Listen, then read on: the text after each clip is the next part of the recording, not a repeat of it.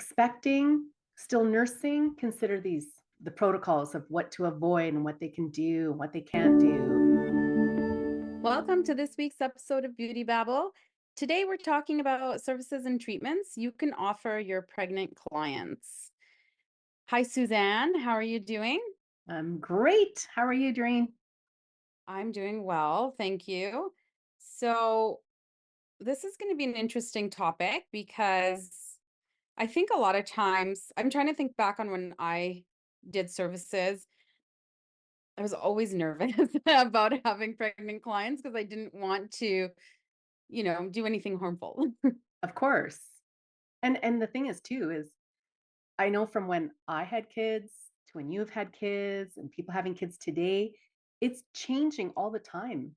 The protocols of what to avoid and what they can do and what they can't do. And I mean, in the end, you can do your own due diligence, right, as an esthetician or in the beauty industry in general, to know what you need to do. And maybe that's how you were trained. But I think it's really important to understand that that can change quickly. Mhm.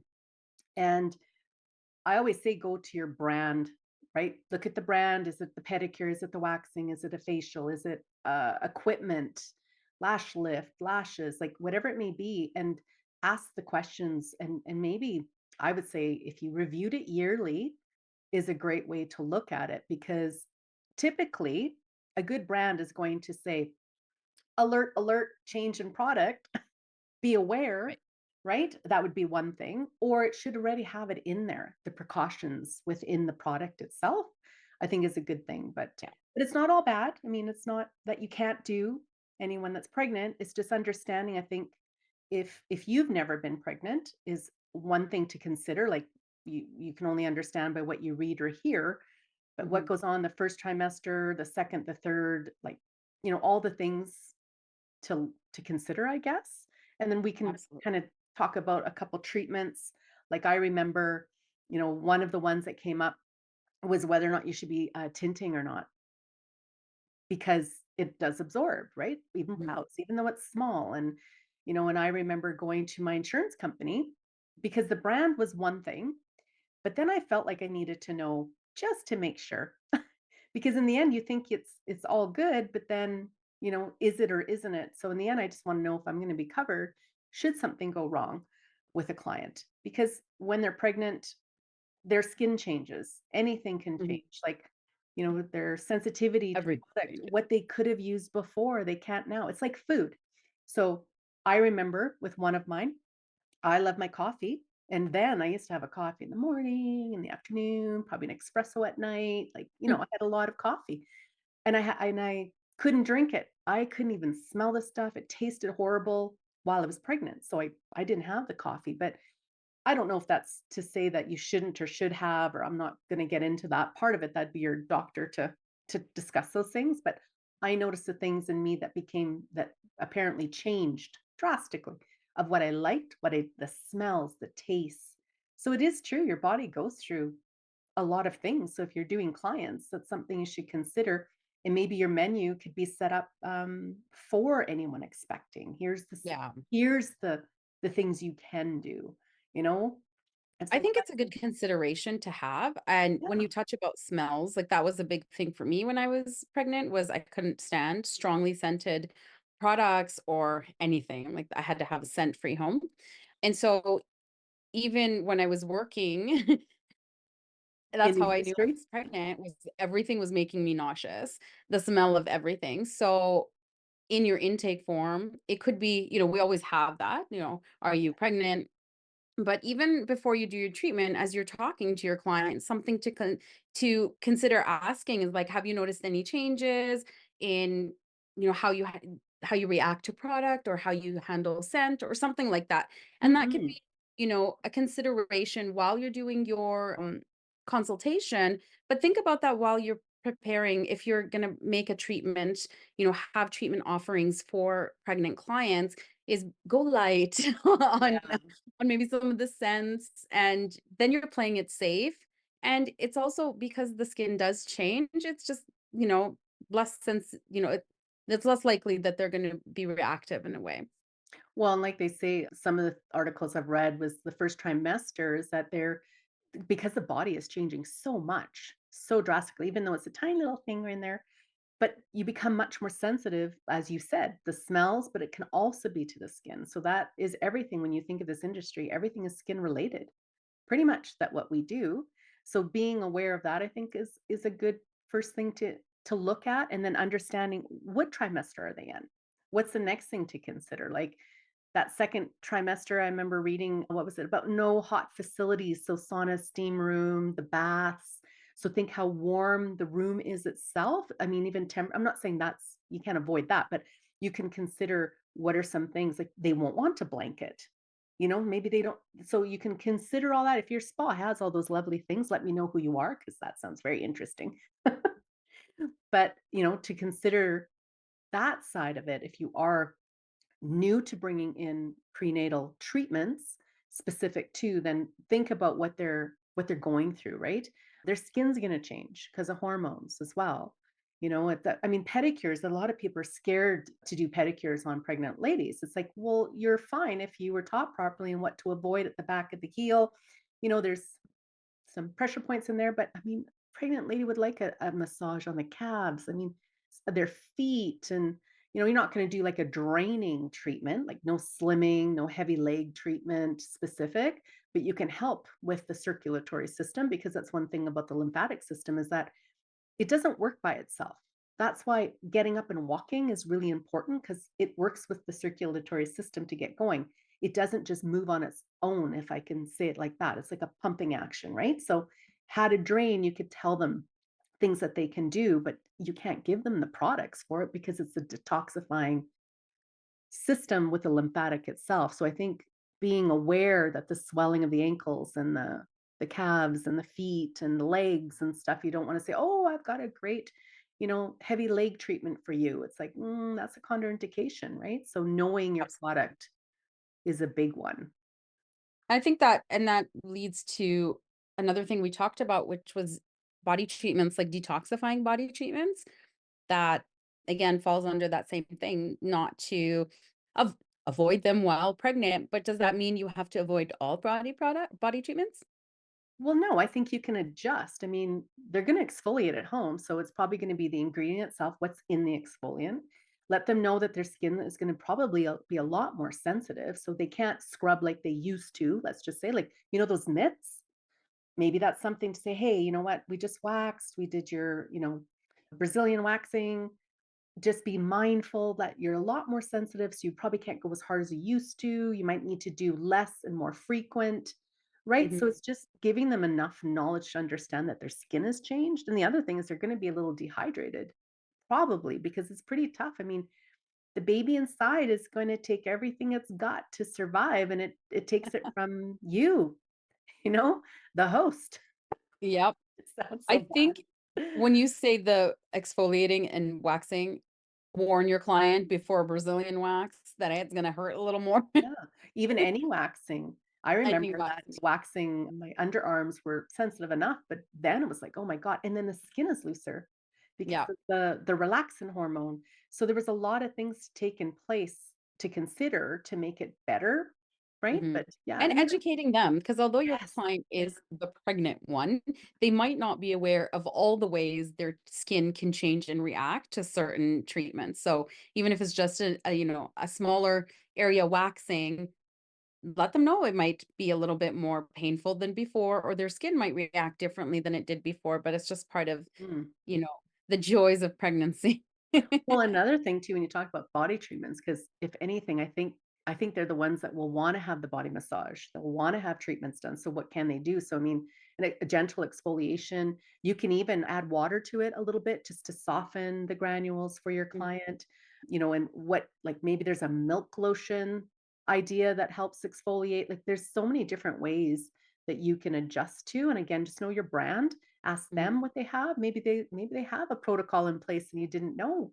It's just asking the questions. But I mean, you can do a body mask of like hydration, right? I mean, there's so many things to help them feel better. I mean, with massage, of course, that changes things. Is typically they're going to go see a massage therapist and they go through the protocols and they know what to do when they're Mhm. trained. But if you're doing any massage yourself, you need to consider how are you massaging? What are you doing? and keep it very superficial too. And I would focus on, like I said, the feet, the calves, the back, shoulders, the chest because they're leaning forward now.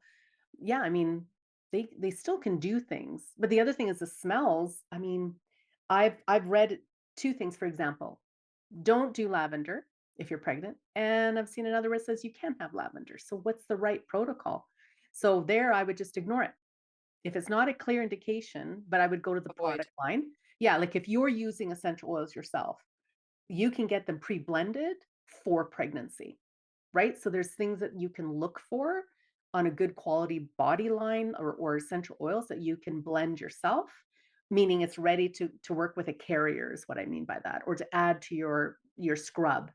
But I would look at, what's going to cover me to make sure because you can't keep up with it. And then is it opinionated? Like, I saw one out of London, England, and Europe is very different when it comes to this than North America itself. And, I mean, I always knew like stimulant, like peppermint, spearmint, things like that.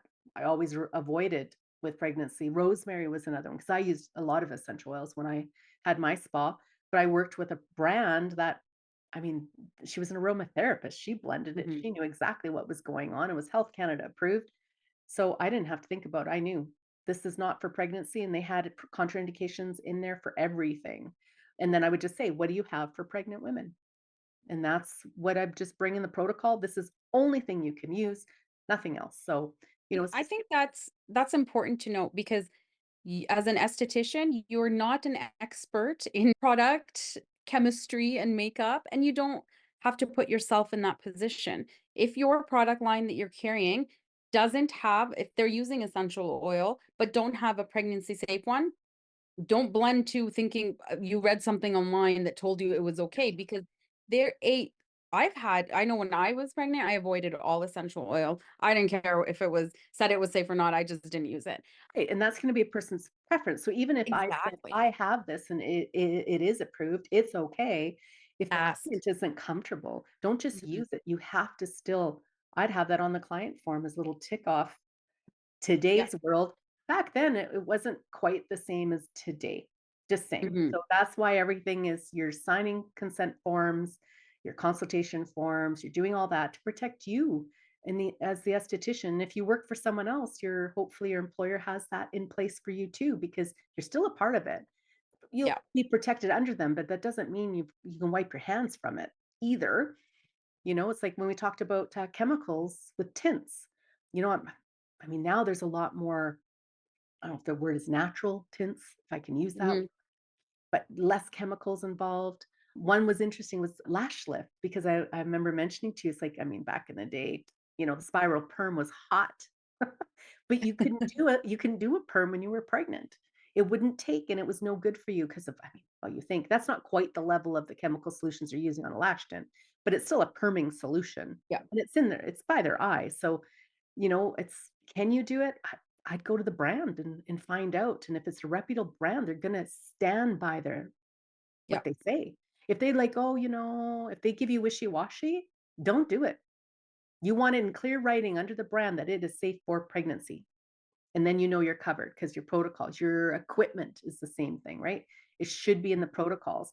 And yeah, fairness, a lot of times you're just going to say no because they don't know 100%. So don't risk it. Yeah.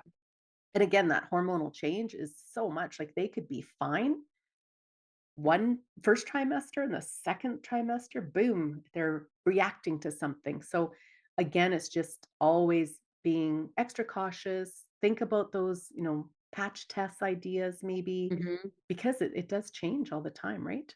Allergic reactions when you're pregnant. Some of them develop even after you're pregnant when you're nursing. So Mhm. even consider when they're nursing these things because they're all a part of it because they still hormonally are not settled yet. Right. So That's actually a really good thing to know, yeah, is to consider that because that's on your intake form too, and not you're to nursing. Yeah. ignore that as they're not pregnant anymore. Mm, Right. Yeah, it's like, are they nursing? Because yeah, that's still a process. They still have hormones going on to produce the milk. So it's gonna be different, but it's definitely not gonna be. Yeah, I think the more you can give your clients the information, I think it settles it too. Then they're not worried. And like Like, for example, if it was you and you had all these you were the client and you said, "I just stayed away from it all." If you saw an establishment that had every protocol in place and everything behind it, at least you probably would still have a service done, but you're not comfortable with essential oils, but you'd still have a service done.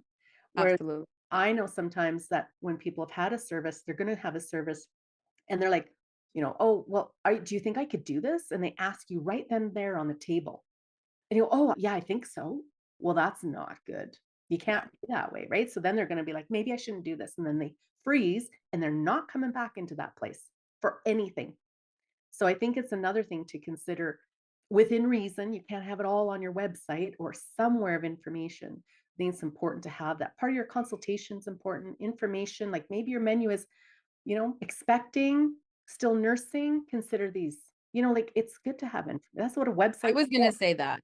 Put it on your website. Like, I Right? would say put it somewhere on your website, maybe an FAQ or whatever you have on your website, letting people know who are expecting that you've done the work, you've carved out time and resources and created treatments for them. Yeah, exactly. Yeah.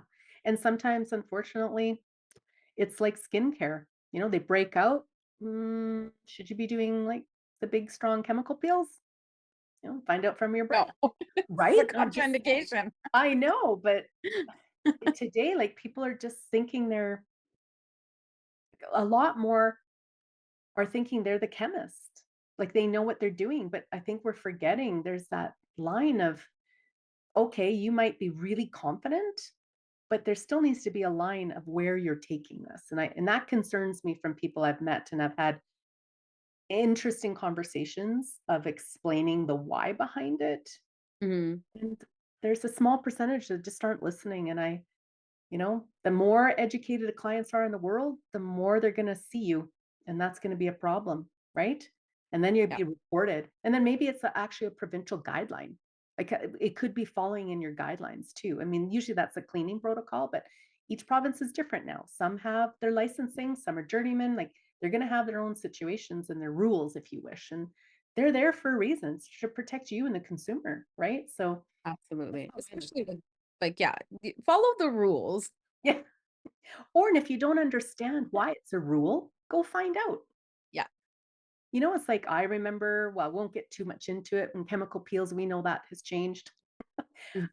And how many people still don't know about it is, I get it because how do you keep up? So that's where your brand, I think, I'm going to keep going back to that because usually they're going to be giving you these updates and letting you know, or there's workshops to keep up with. You can't hide away in your treatment room. You got to get out and don't just read one article and believe it. You need to open. I can't tell you how many tabs I have open when I do one thing.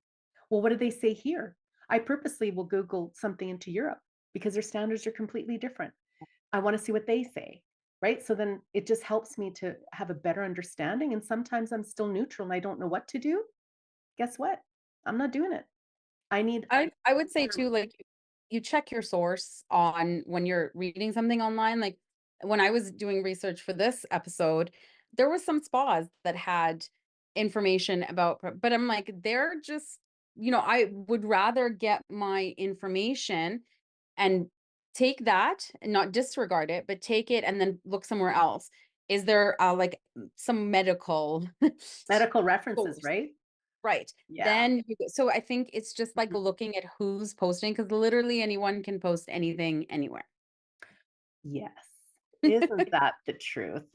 Mhm. And just because the product isn't available where you are and you can get it somewhere else, another means will say, should you be doing that? Exactly.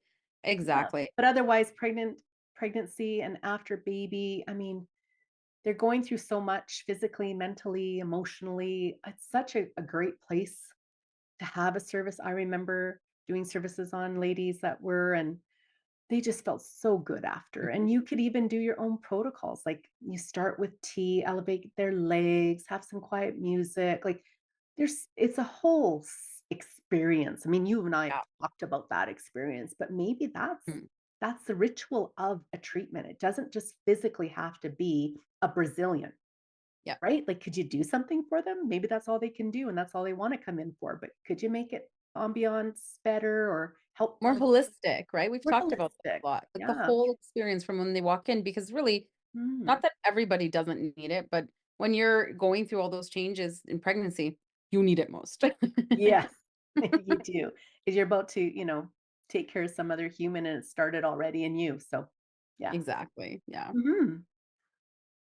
Great, well, this has been a great kind of peek into, we haven't talked about, pregnant clients yet, but I think it's a space to carve a niche for yourself, to offer these services and these treatments, and to show your, not just your, uh, like, expanse of abilities and services, but also your knowledge and your professionalism in doing your research and having that information available for your clients to dive into when they're, up late trying to find a way to make this. Better? Yeah. Not all pregnancy experiences are the same. Yeah, exactly. Yeah, and I mean, if anyone's out there and they don't know how to even to begin, you can start researching and looking. You can reach out to us. I did some really unique and fun things for clients, and yeah, especially mom to be packages, right? Like, Yeah, there's so many things you can do. absolutely. And within And if somebody has done something Oh, really, yes. let us know that too. Then we can share Yeah. it with others as a knowledge exchange. Exactly. Yes. Awesome. Well, thanks. Fantastic. Thanks, Doreen. Thanks so much. We'll be back next week. Thanks for listening to Beauty Babble.